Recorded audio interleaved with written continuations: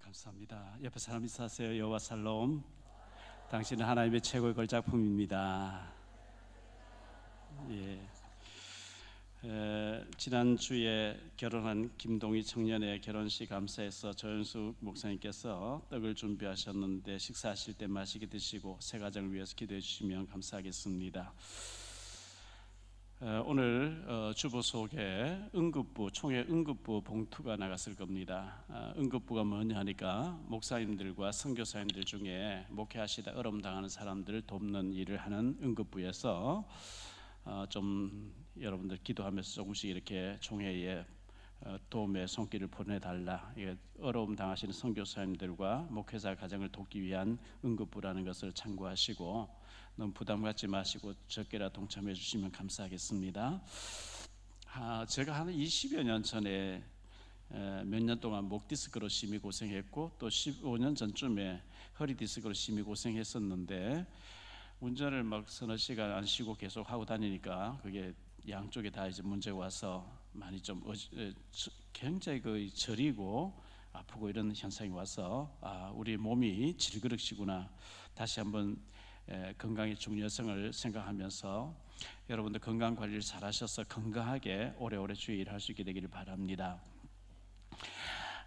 지난주에는 세속적으로 살았던 롯에 대해서 제가 말씀을 드렸거든요. 롯이 아브라함과 똑같이 출발해서 똑같이 이제 축복의 땅에 왔는데 구원은 받았는데 육신적으로 살고 불신자처럼 살고 예배를 드리지 않고 하다가 24년 지나고 난 뒤에 굉장히 무너진 가정을 만나게 되는 롯의 모습을 보았는데요. 롯이 소돔을 향해서 갔다 그래요. 소돔이라는 뜻이 불탐이라는 뜻이에요. 불탄다, 불타는 도시다. 근데 실제로 불이 타버렸어요. 유황불이 비오듯이 쏟아져서 다 타져버렸잖아요. 롯은 창세기 14장에서 전쟁 포로가 돼서 끌려갔습니다. 완전히 포로로 다 망하게 됐는데 아브라함이 318명 데리고 와서 찾아줬거든요. 그때 롯 소돔 고모라 살면 망하는 거구나. 그때 이주를 했어야 되고 정신 차리고 이렇게 예배 드리는 곳으로 찾아갔어야 되는데 한번 위기를 당해서 괜찮겠지 하고 있었는데 그로부터 세월이 흐르고 난 뒤에 완전히 소돔 고모라가 불심판을 받게 되는 비극을 맞이하는 것을 보게 됩니다. 창세기 19장 17절로 20절에 보면 이런 말씀 나옵니다. 그 사람들이 그들을 밖으로 이끌어낸 후에 이르되 도망하여 생명을 보존하라. 돌아보거나 들에 머물지 말고 산으로 도망하여 멸망함을 면하라. 롯이 그들에게 이르되 내 주여 그리 마옵소서. 주의 종이 주께 은혜를 입었고 주께서 큰 인자를 내게 베푸사 내 생명을 구원하시오나 내가 도망하여 산에까지 갈 수 없나이다. 두렵건대 재앙을 만나 죽을까 하나이다. 보소서 저 성읍은 도망하기에 가깝고 작기도 하오니 나를 그곳으로 도망하게 하소서. 이는 작은 성읍이 아니니까 내 생명이 보존되리이다. 이렇게 롯이 요구를 했었는데요.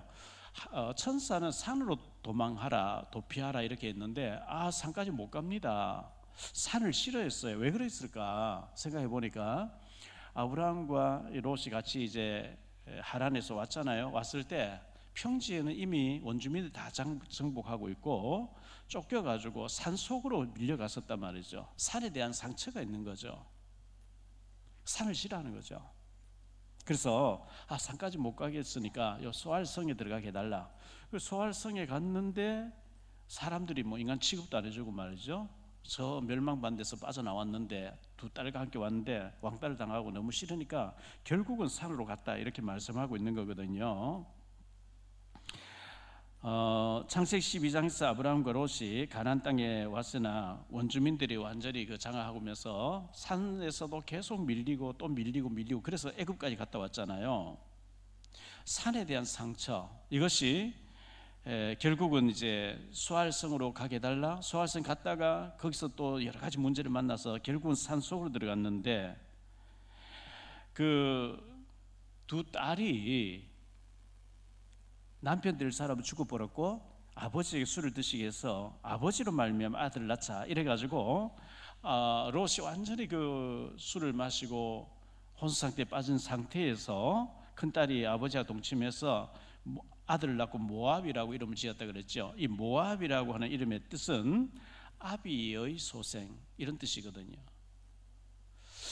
그 서너 달 지났을 때 이 롯이 봤을 때 딸들이 배가 불러온단 말이죠. 어찌된 일이냐? 예, 아버지가 술을 마시게 했고 우리가 아버지는 아이를 낳았습니다. 그때 롯이 내가 정말 잘못 살았구나 뭐 이런 게 없어요. 작은 딸이 아버지가 술을 마시고 암몬이라고 하는 아이를 이제 이름을 지었는데, 암몬이라는 이름의 뜻도 종족의 아들이라고 하는 그런 이름으로 지어서 지냈는데요. 신명기 23장 3절에는 이렇게 말씀합니다. 암몬 사람과 모압 사람은 여호와의 총회에 들어오지 못하리니 그들에게 속한 자는 10대뿐 아니라 영원히 여호와의 총회에 들어오지 못하리라. 하나님이 기뻐하지 않는 거 있죠. 아브라함을 따라왔고 아브라함 족하고 같이 복을 받아야 될 롯인데 영원히 여호와의 총회에서 상관이 없다. 여호와의 총회에 들어오지 마. 하나님 축복 못 받아. 이렇게 선언을 해버린 거예요. 이 롯의 잘못이 두 딸에게까지 영향을 갔거든요. 롯이 원근 각처에서 그 노소를 막 와서 천사로 왔는 사람 끌어내라 했을 때 손님은 건드리지 말고 내 딸 둘이 내주겠다. 맛이 간 거죠, 완전히. 롯 자신은 뭐 내가 믿음 지키면 괜찮지 않겠냐. 근데 그 가족들이 믿음 없게 됐단 말이죠. 이게 비극이거든요. 자, 노아는 창세기 8장에 보면 홍수 심판 이후에 그 배가 방주 안에서 1년 넘게 지났잖아요. 1년 넘게 그 방주에 갇혀서 얼마나 힘들었겠어요? 나오면은 제 같으면 제일 먼저 샤워를 뭐 해야 되겠다. 목욕 좀 하자. 옷부터 좀 갈아입고 이래야 되는데 창세기 8장 20절에 보니까요. 노아가 여호와께 제단을 쌓고, 그러니까 방주에서 나오자마자 제일 먼저 하나님께 제단을 쌓는 거예요. 예배를 드리는 거예요. 이게 구원받은 사람이 할 일이죠. 노아만 그랬는 게 아니고 창세기 12장 8절에 보니까 아브라함도요. 거기서 베델 동쪽 산으로 옮겨 장막을 치니 서쪽은 베델이요 동쪽은 아이라. 그가 그곳에서 여호와께 제단을 쌓고 여호와의 이름을 부르더니 아브라함도 가나안 땅 도착해서 먼저 하나님 앞 제단을 쌓았다. 예배를 드렸다는 거예요. 아브라함 불신앙으로 애굽에 갔다가 실패하고 왔어요. 애굽에서 돌아와서 창세기 13장 4절에서 그가 처음으로 제단을 쌓은 곳이라. 그가 거기서 여호와의 이름을 불렀더라. 애굽에 갔다 와서 실패하고 돌아와서 다시 예배를 드리는 아브라함을 볼 수 있는데, 롯은 창세기 14장에서 전쟁 포로로 끌려갔다 와서 제단 쌓는 법이 없어요. 소돔 고모라 완전 불로 심판받고 난 뒤에 거기서 빠져나왔는데 제단 쌓질 않아요. 예배를 안 드려요. 여러분들이 이사를 가고 어디를 가고 큰 일을 만났으면서도 예배와 기도를 안 드리고 지나면 불신자처럼 되는 거예요. 예배를 안 드려요. 기도를 안 해요. 그런 상태에서 몸은 빠져나왔는데 두 딸이 아버지를 인해서 아이를 낳아버리는, 그리고 하나님의 총회에 못 들어온다는, 하나님이 딱 차단시켜버리는 엄청난 저주가 온 거죠. 서론에서 이 정도 하고요. 본론에 들어가서 세 가지를 말씀드리려고 합니다. 첫째, 아브라함의 영적인 문제입니다. 롯은 그렇다 치고 아브라함의 영적인 문제가 또 드러나는데요. 갈라리 첫 번째로 그랄 왕 아비멜렉을 만나게 되는데요.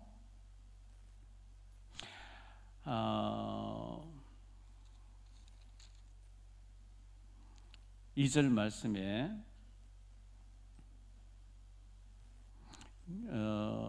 그의 아내 사라를 자기 누이라 하였으므로 그랄 왕 아비멜렉이 사람을 보내어 사라를 데려갔다. 아브라함이 헤브론에 살다가 이사를 옮겨갔는데 블레셋 땅으로 갔어요. 블레셋 큰 나라의 한 지역이 그랄입니다. 그랄 왕 아비멜렉 이렇게 나오는데, 아비멜렉은 이름이 아니고 블레셋의 왕을 통칭하는 말입니다. 예를 들어서 애굽 왕은 바로라 그럽니다. 바로. 아브라함 때도 바로, 이삭 때도 바로, 야곱 때도 바로, 요셉 때도 바로, 그 한 500년 후에 모세 때도 바로 왕 이렇게 나오거든요. 애굽의 왕을 그냥 통칭해서 바로 이렇게 얘기하듯이 블레셋 왕을 아비멜렉이라 그래요. 아비멜렉이 너 어디서 왔냐? 예, 내가 저 헤브론에서 왔습니다. 그래? 갈라는 두 번째로 사라를 동생이라고 했습니다. 다시 2절을 보죠. 그의 아내 사라를 자기 누이라 하였으므로 그랄 왕 아비멜렉이 사람을 보내어 사라를 데려갔더니, 동생이라고 그러는 거 있죠. 자기 부인을, 자기 아내를 동생입니다. 창세기 12장 10절로 20절에서도 애굽에 갔을 때 그렇게 얘기했죠. 바로 왕 앞에서 내 동생입니다. 그럼 바로 왕이 사라를 데려가 버렸거든요. 그때 하나님이 바로를 죽이려고 하죠. 돌려보내라. 그때는 75세 때고 지금은 99세 때, 24년 지나고 난 뒤에 똑같은 24년 전의 일을 반복하는 거예요. 내 아내가 아니고 동생, 여동생입니다. 그래? 그럼 내가 당신 그 동생을 데려가서 내가 첩으로 삼고, 내가 처남으로 삼고 내가 도와줄게, 이래 나온 거예요. 하나님께서 창세기 17장에서 아브라함이 나타나서 아브람을 아브라함이라고, 사레를 사라라 하라고, 그리고 할례를 받아라. 창세기 17장 13절에 이 네 살에다가 내 언약을 새겨놓고 언약의 자녀를 낳아서 세계복음화해야 된다. 어마어마한 말씀을 하시면서, 그래도 아브라함이 걱정하니까요, 아들을 낳을 것인데 이름을 이삭이라 하라고, 이삭이라는 이름까지 줬거든요. 그리고 18장에 다시 나타나서 하나님께서 얘기했습니다. 창세기 18장 10절에 보니까 그가 이르시되 내년 이맘때 내가 반드시 내게로 돌아오리니 내 아내 사라에게 아들이 있으리라 하시니 사라가 그 뒤 장막 문에서 들었더라. 14절에 사라가, 아이고 참 하나님 웃기신다. 내가 90세고 내 남편이 100세인데 어떻게 애를 낳겠냐. 14절에 여호와께 능치 못할 일이 있겠느냐. 기한이 이를 때에 내가 네게로 돌아오리니 사라에게 아들이 있으리라. 하나님이 이렇게 확인까지 시켜줬잖아요. 확실하게 말씀했는데 이제 명년 이맘때 이제 몇 달 지나면 하나님께서 아들을 주시는 거구나. 얼마나 소중합니까? 100세에 90세 아이를 낳겠다, 이삭이라 하라. 그 중요한 타임에 중요한 자리 가서 동생이라 해서 부인을 빼앗겨 버린 거예요. 이런 실수를 할 수가 있을까요?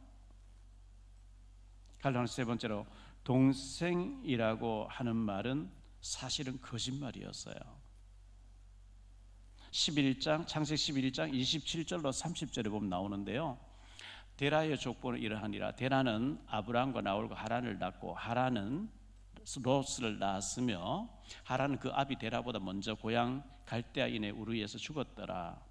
아브람과 나홀이 장가 들었으니 아브람의 아내는 사레, 이름은 사레며 나홀의 아내 이름은 밀가니 하란의 딸이요 하란은 밀가의 아버지이며 또 이스가의 아버지더라. 사레는 임신하지 못하였으면 자식이 없었더라.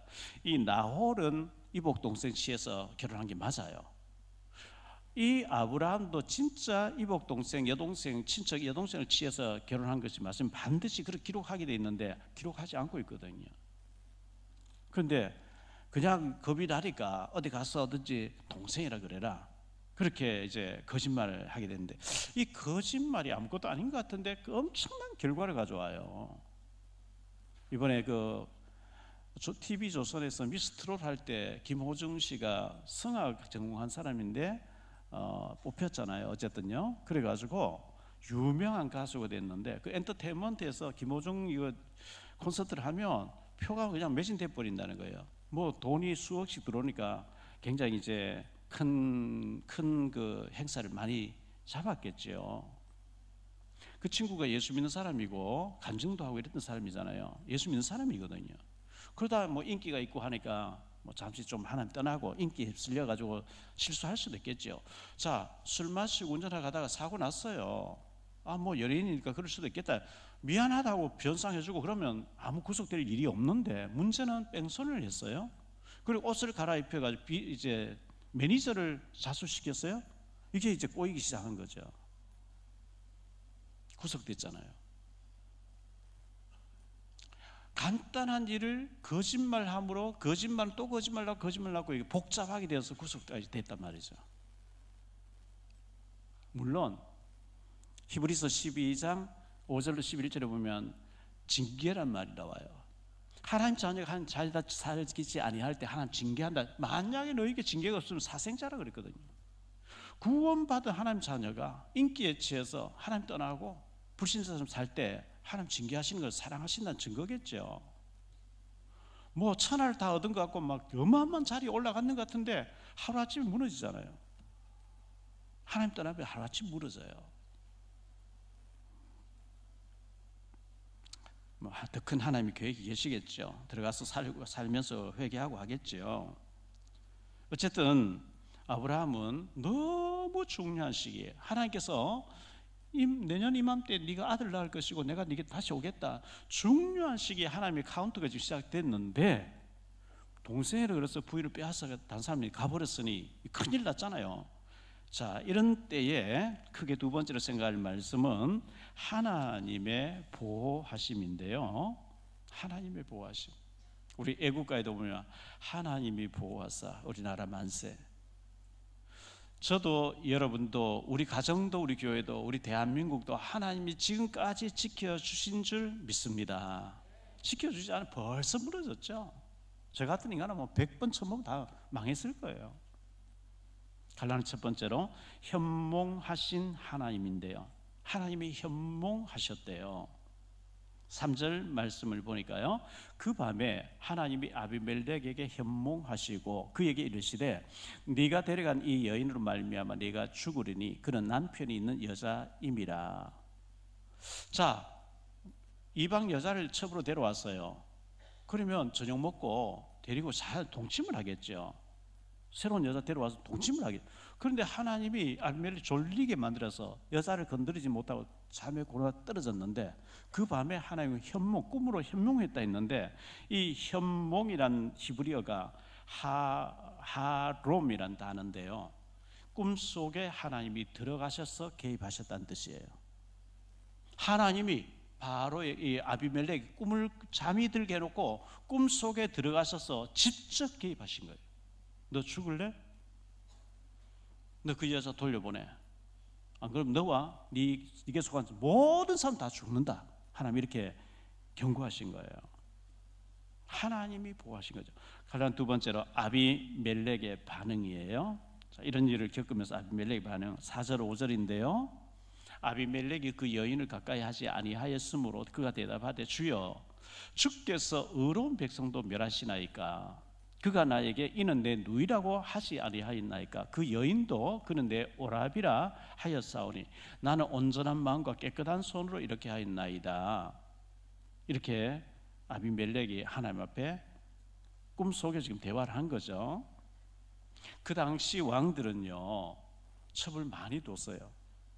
이게 이상한 일이 아니고, 그리고 아브라함은 지금 애굽에 갔을 때하고 전혀 다르게 창세기 14장에서 벌써 개인 가병이 318명이었다. 농사 짓는 사람, 밥 해주는 사람, 목동으로 양을 지키는 사람, 그 외에 제사를 지켜주는 군대가 318명, 그의 부인들하고 치면 몇천 명이 지금 왔을 것 같아요. 그랄 왕 아비멜렉 봤을 때 큰 민족들을 데리고 부족이 왔는데 아브라함 만나보니까 뭐 대단한 사람 같아요. 그러면 동맹을 맺어야 된단 말이죠. 동맹을 맺자고 하다 보니까 저 사람 누구냐? 여동생입니다. 내가 데리고 와서 왕궁에서 내가 살면서 내가 당신 돕고 당신 천안 맺고 우리 서로 도와가며 살자. 나쁜 의도가 아니고 그 당시 왕들은 그런 식으로 동맹을 맺어서 서로가 힘을 합치는 그 당시 문화였다고 합니다. 그러나 세 번째로 하나님의 대답입니다. 그는 선지자라, 돌려보내라, 이렇게 말씀했는데 6절 7절을 보겠습니다.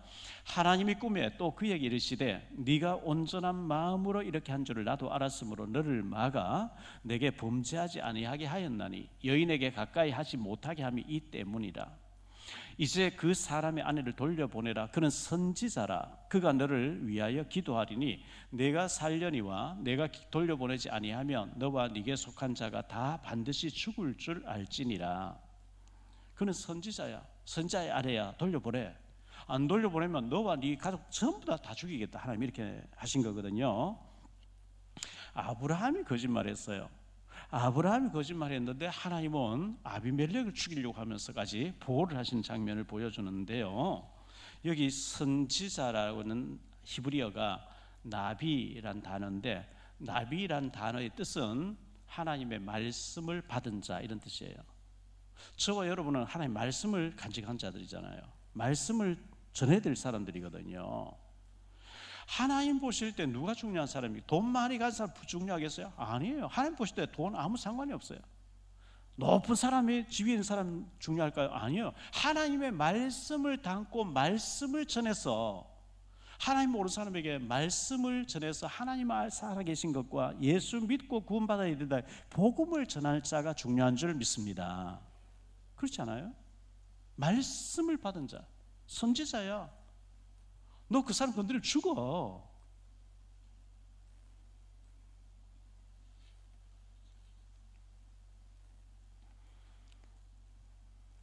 강화에서 지난주에 말씀을 받은 자매님, 김영경 자매님이죠. 이번 주에 집사람하고 좀 가서 신문도 전달하고 책도 전달하고 여러 가지 이렇게 전달했어요. 너무 좋아하는 거 있죠. 뭐 오빠도 목사님이고 어머님 권사님이고 삼촌도 목사님이에요. 근데 안 믿는다고 했던 자매님인데, 우리 유경의 자매님하고 유경의 장로님하고 얘기를 하는 가운데, 자기는 이제 교회에 안 좋은 얘기를 막 하면은 전부 다 목사님들에게 포기하는데, 제 앞에서는 꼼짝도 못하고 맞는 말만 다 하시니까 자기가 받아들일 수밖에 없었다고 이렇게 얘기하더라는 거죠.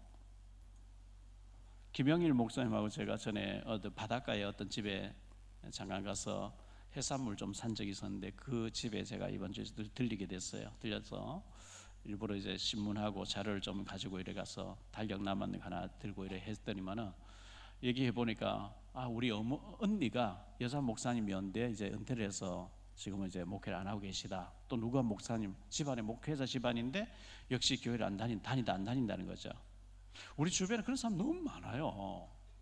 그래서 다녀본 거하고 뷔페 식당 가서 음식 구경만 하고 나온 거하고 진짜 먹어본 사람 다른 것처럼, 교회 가본 거 그거는 구원이 아니다. 뭐 쭉 얘기하니까 잘 알아듣죠. 근데 뭐 손님이 많이 와서 다음에 보자 하고 이렇게 시간을 다음에 미뤘는데요.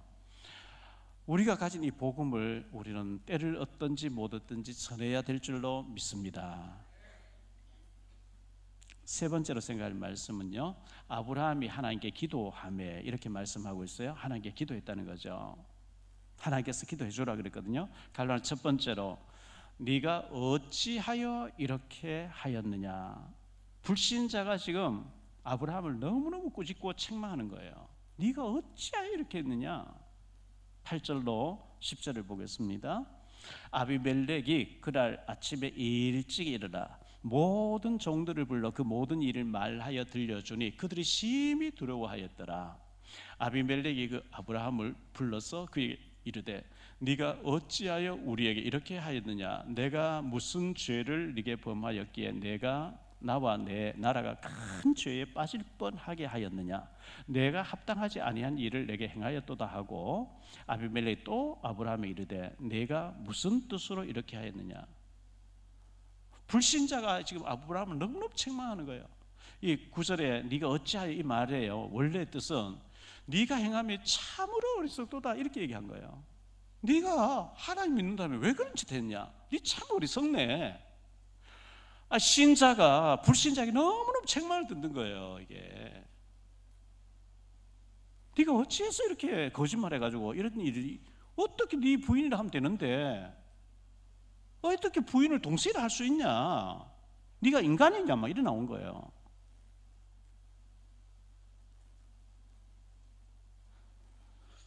예수 믿는 사람이 잘못할 때 불신자가 얼마나 조롱을 합니까? 하나님의 영광이 가리거든요.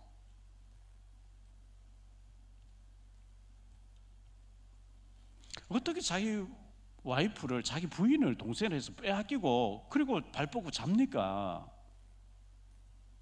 하나님이 창세기 12장 3절에 너를 축복하는 내가 복을 내려, 너 저주하는 내 저주하게, 내가 너를 너와 함께하고 지켜주겠다.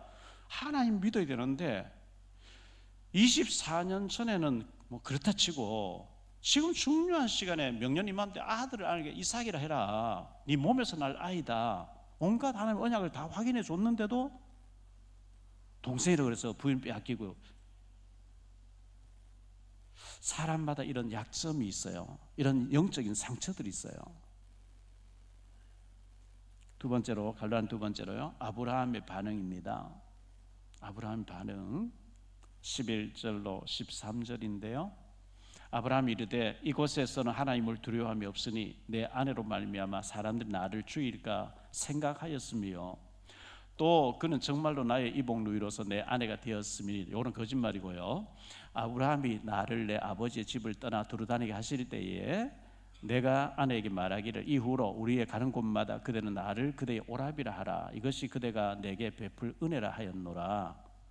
아니, 아브라함 그렇게 하면 사라, 아닙니다. 이 사람 내 남편이 이랬으면 될 걸. 둘 다 죽이 맞았어요. 동생이라 그러고 얘 오빠고 동생 맞으면 또 이래버리네.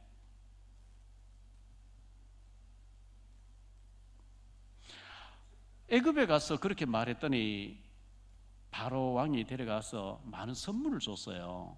양과 소와 뭐 여러 가지 선물 줬는데 그것에 재미를 봐서 그런지 이번에 또 선물 받거든요. 다음 기회에 있으면 또 그럴 것 같아. 보통 문제가 아니죠. 아니, 마누라를 팔아먹어요. 아무리 천금을 준다 하는데 마누라를 팔아먹으면 되겠어요? 이곳에서는 하나님 두려워하는 사람이 없으니 아내는 살리고 나를 죽일까 땡겨서 염려하는 거 있죠. 하나님의 능력을 완전히 안 믿는 거죠. 하나님 그 지킬 수 있는 능력이 없냐? 아니잖아요. 이게 아브라함 얘기 아니고 오늘 우리 얘기라고 들어야 돼요. 하나님의 전적인 능력을 믿어야 되는데 우리가 부분적으로 믿거든요.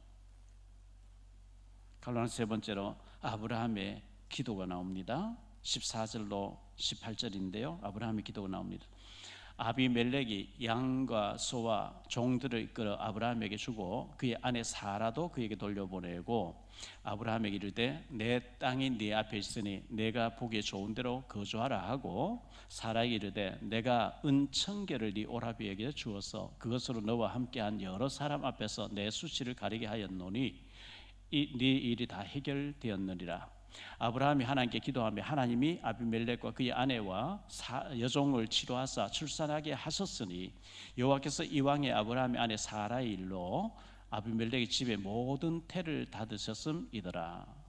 태를 닫았는데 아브라함이 축복 기도하니까 태를 열어주시고 회복시키시더라. 이렇게 기록하고 있습니다. 여기서 우리가 생각해 봐야 될 말씀의 의미는 무엇일까요? 우리는 예수 그리스도의 증인들입니다. 예수님을 그리스도로 증거해야 될 사명자들인데요.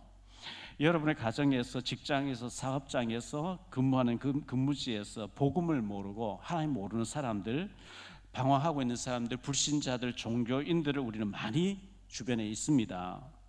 복음의 증인으로 복음을 전하든지 아니면은 자료라도 전달하든지 유튜브를 전달해서 들어봐라라고 하든지 해야 되는 거거든요.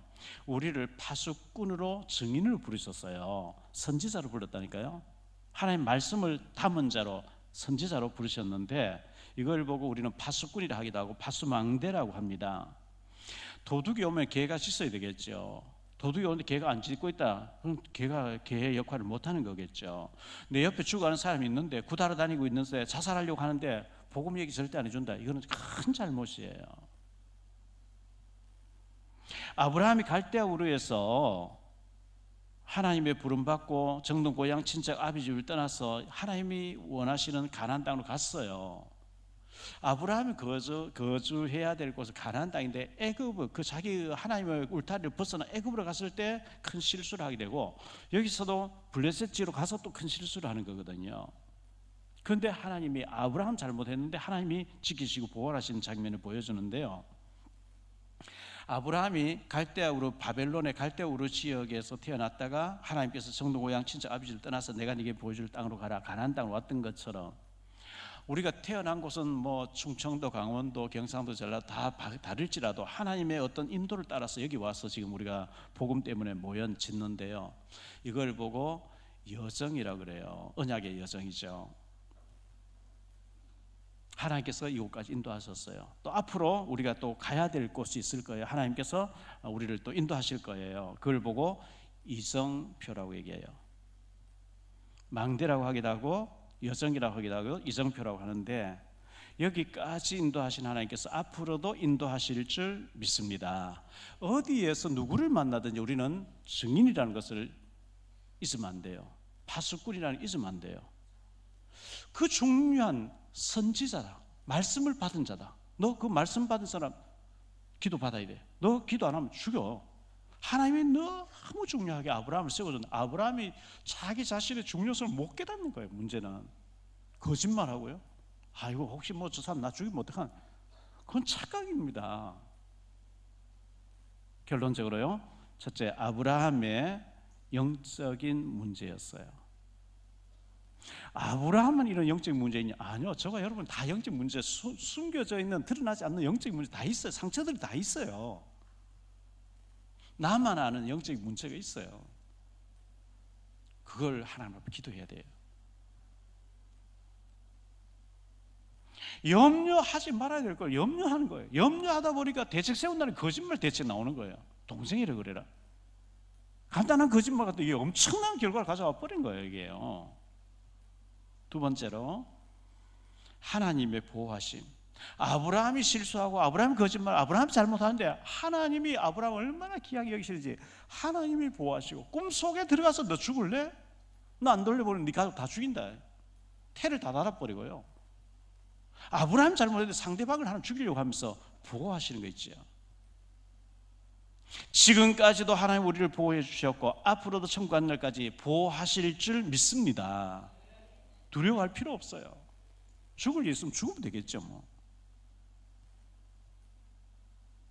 세 번째로 생각할 말씀은 강하고 담대하라예요. 불신자 겁낼 이유 없어요. 불신자 뭐 거창한 것 같죠? 골리앗 대단한 것 같죠? 아니에요. 우리와 함께 하시는 하나님이 더 대단하신 줄 믿으시기 바랍니다. 하나님의 손을 이길 자 누가 있겠어요? 하나님이 함께 하시는데 담대하면 돼요. 왜 아브라함이 24년 전에 애굽에 가서 거짓말해서 그 부인을 빼앗겨 놓고 또 24년이라고 지금 너무 중요한 시간표에 이삭을 낳아야 될 시간표에 왜 거짓말해서 자기 부인을 아비멜렉 품에 두냐 이거예요.